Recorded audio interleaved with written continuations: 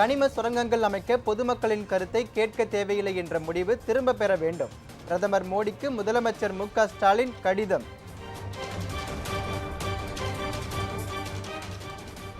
நாளை தொடங்கும் மக்கள் சந்திப்பு பயணம் மகத்தான வெற்றி பெறும் என தாவேக தலைவர் விஜய் நம்பிக்கை.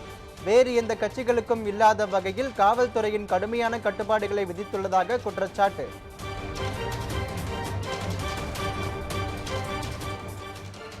திண்டிவனத்தில் ராமதாஸ் மற்றும் அன்புமணி ஆதரவாளர்கள் இடையே மோதல். வன்னியர் சங்க அலுவலகத்திற்கு பூட்டு போட்டு அடைத்தபோது கைகலப்பு.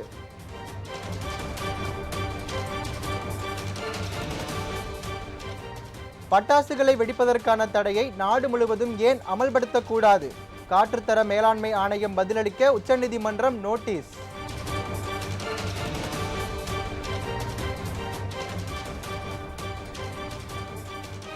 தஞ்சை மாவட்டம் ஒரத்தநாட்டில் சிப்காட் அமைக்க எதிர்ப்பு. மாவட்ட ஆட்சியரிடம் மனு அளித்து விவசாயிகள் ஆர்ப்பாட்டம்.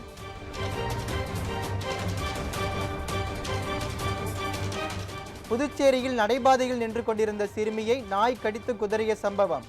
ரத்தம் சொட்ட சொட்ட சிறுமி மருத்துவமனையில் அனுமதி.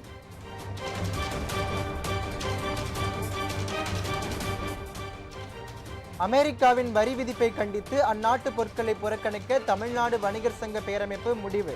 தலைவர் விக்ரமராஜா தகவல்.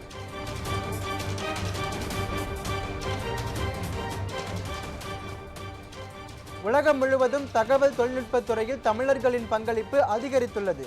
அமைச்சர் பிடிஆர் பழனிவேல் தியாகராஜன் பெருமிதம்.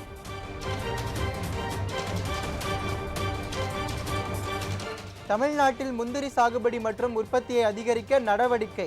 தமிழ்நாடு முந்திரி வாரியம் எனும் அமைப்பை உருவாக்கியது தமிழக அரசு.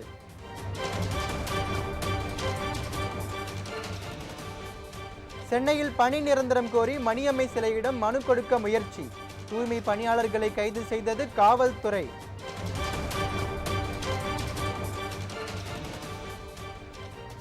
இந்தியாவின் குடியரசு துணைத் தலைவரானார் சி.பி. ராதாகிருஷ்ணன். குடியரசுத் தலைவர் திரௌபதி முர்மு பதவி பிரமாணம் செய்து வைத்தார்.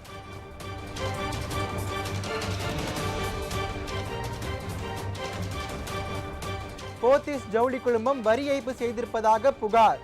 சென்னை உள்பட தமிழகம் முழுவதும் வருமான வரித்துறை அதிரடி சோதனை.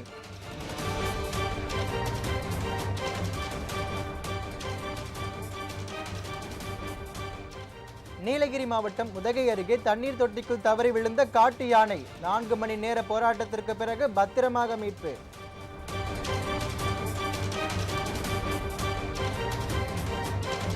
தம்மை விட குழந்தையிடம் அதிகம் பாசம் காட்டிய கணவர் மீதான ஆத்திரம். பிறந்து 45 நாட்களே ஆன பெண் குழந்தையை கொலை செய்த தாய்.